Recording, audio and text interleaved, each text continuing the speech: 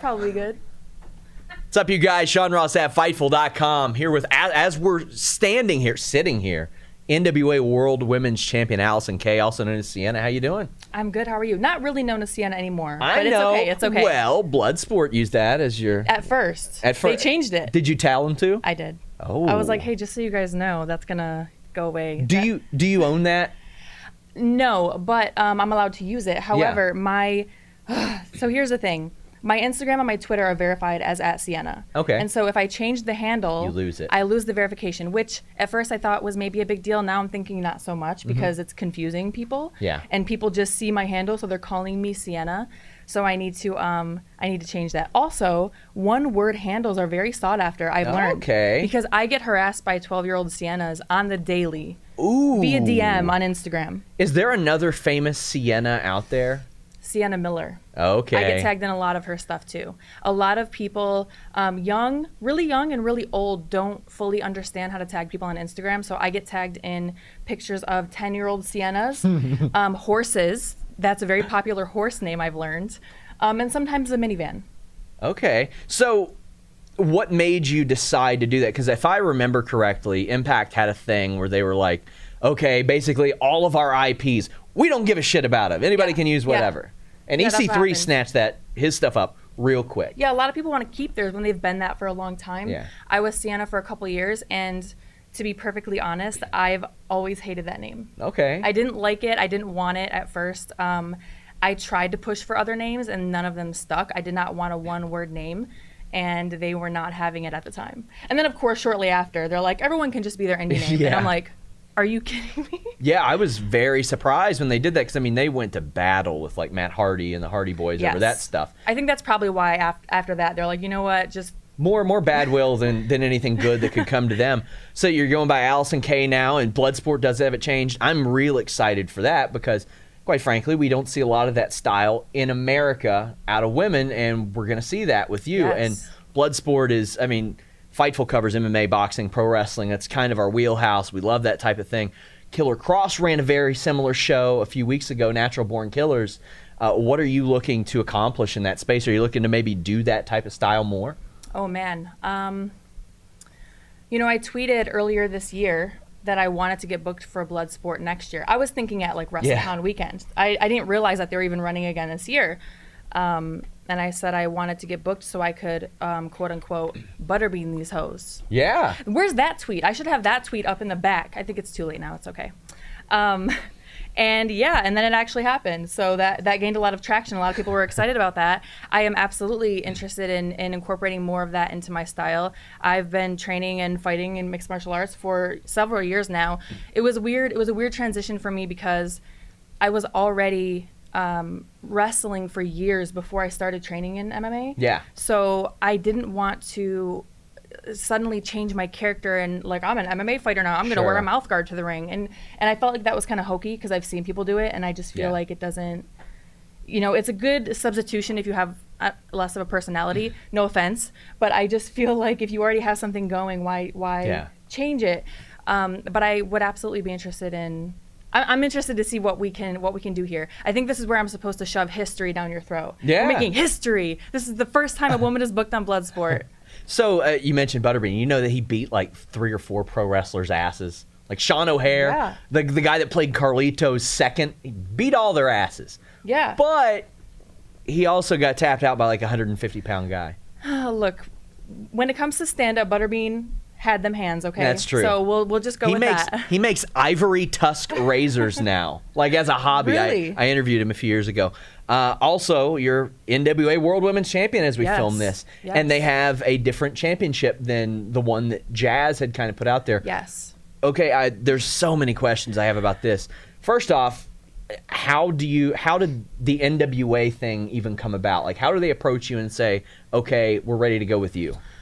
I've been good friends with Lagana for many years. He's actually how I got into Impact. Oh, so okay. he was following my work, he says anyway, for many years, and then he contacted me about Impact to coming to one of the Knockouts pay-per-views, and that's the one I ended up getting hired at.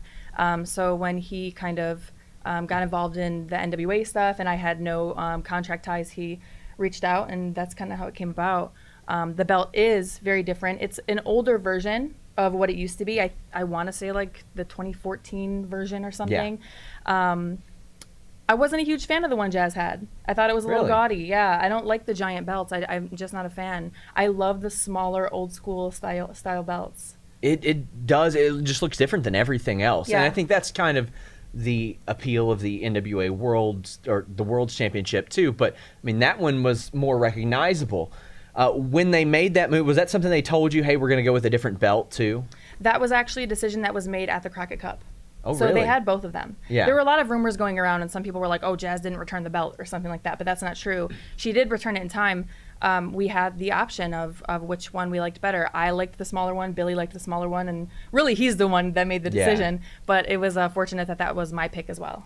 Now, I don't know if there's things that maybe you can't talk about there, but what exactly happened there? You were supposed to face Jazz, and that didn't end up happening. Yeah, I honestly, what I know is that it was the same thing that she tweeted, that it was medical and it was personal. And I still don't know all the details on that.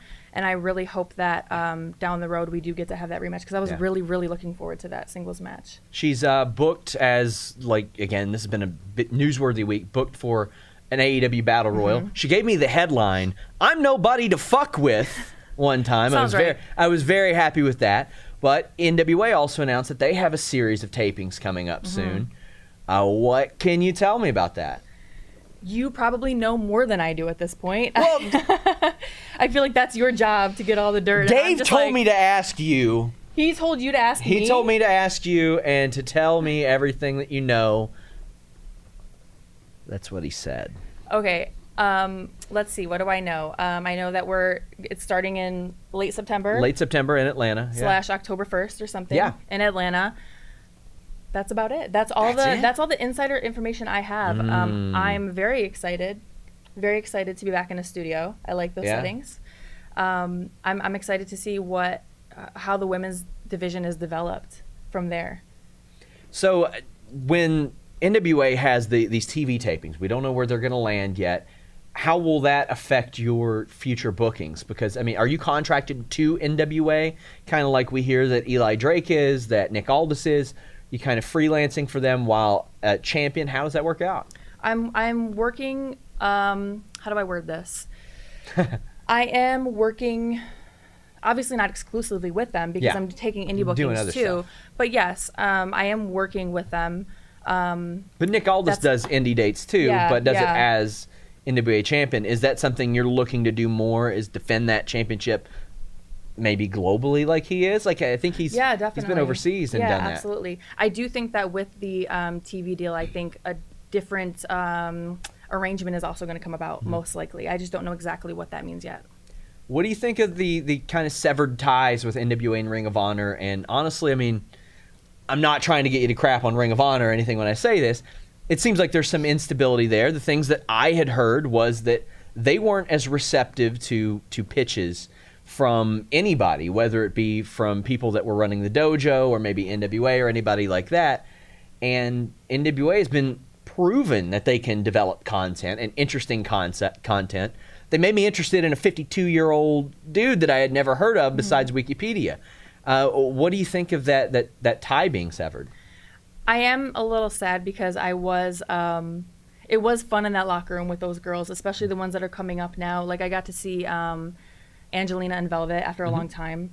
I worked with Angelina on the Indies for a long time, worked with Velvet and Impact for a brief time.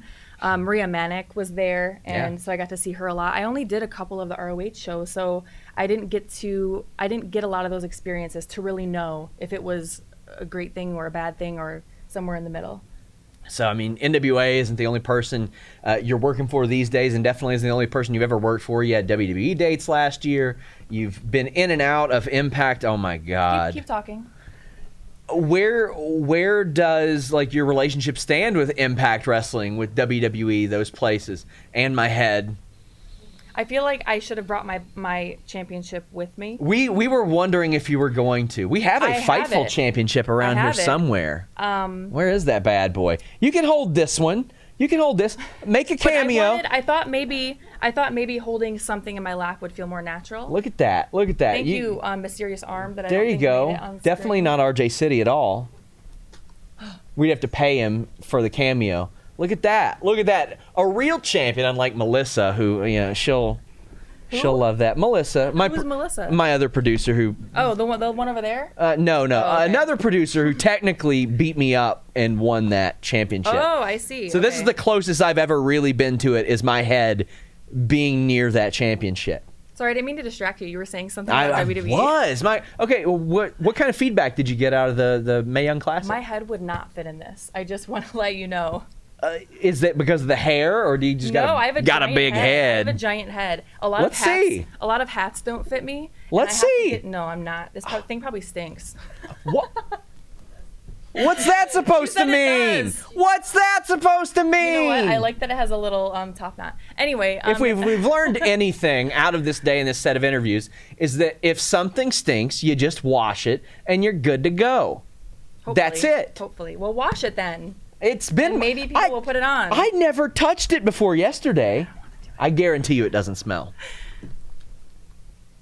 Smells wonderful. I'm sure there is wrestling gear in the locker room I'm in tonight. That smells like worse. Stella Artois. Artois. Am I saying that right? I'm gonna ruin my makeup. Oh, come on. I have a lot of questions about the props in this room, but I feel like we should stay on task. I'm okay with that. The people watching this probably know. Well, let's go ahead and address some of these. I really want to hold Virgil. You want to hold Virgil? We can make that happen. Virgil is going to make a cameo here with Allysin Kay. Did you know that at the venue you're wrestling at, Virgil is there right now? I believe he is, and I'm sure he has his merch table set up. He is. He does have his merch table set up. Do you want to cut a promo as Virgil?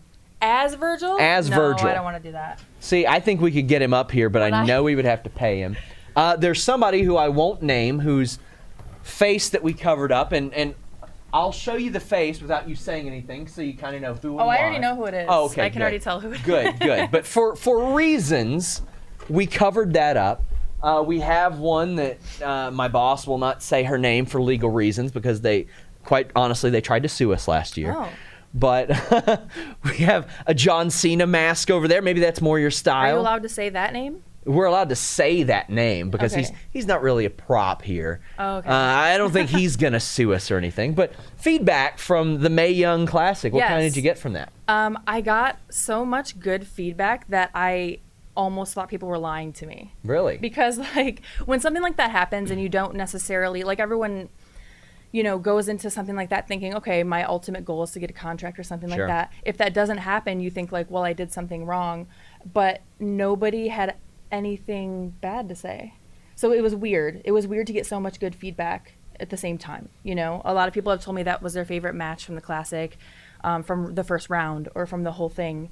And I actually just tweeted about it today because it's 1 year ago today that the first tapings were. So that was my first match back after 8 months, was at the Mae Young Classic. So were you expecting to get a contract after that? To say that I was expecting, I wouldn't say I expected it. Did you think one could be coming your way? I mean, I know, Sure, I know what you mean. You don't want to be like, I expected a contract. Yeah. Because people will twist that and be like, she expected one. Yeah, how dare her? I wouldn't say I expected one, but of course it's a possibility. Like everyone that's going through their doors, there's a possibility of a contract. Mm-hmm. So it's an option. And I mean, at that point, my biggest goal was just to survive and have a great match. Yeah. Because it was a really big stage to come back on. Yeah. Impact Wrestling, they've had a little bit to do with NWA here and there too. I know that they'd filmed some stuff there last year. You've been in and out of there a few times. Where does that stand now? Because let's be honest, since you've been there, there's been 732 regimes. Oh man, when I first got to Impact, I feel like it changed 5 times in the first month. There were so many changes going on already, so I can only imagine how the people who had been there for years felt. Yeah. I'm still on good terms with Impact and the office and people at Impact and all that. Some of my best friends still work there. I mean, anything is possible. I don't think I've burned any bridges. I don't think. As we wrap up, I want to ask you, who would win in a street fight, Stokely Hathaway or RJ City? A street fight? A street fight. Oh, man. No rules. None. I think I would probably have to go with Stokely, to be honest. Yeah, I would too. So let the people know where they can follow you on social media. And, I mean, that is a little confusing because I know that you're trying to get rid of the Sienna thing. For now, it's at Sienna. It probably won't be for long. So follow me now while you know what my handle is. And I also have my Patreon / Allysin Kay. Guys, make sure you check out NWA's YouTube page. They have a nice profile on her as well. Allysin, I want to thank you so much. Thank you for having me. We're out.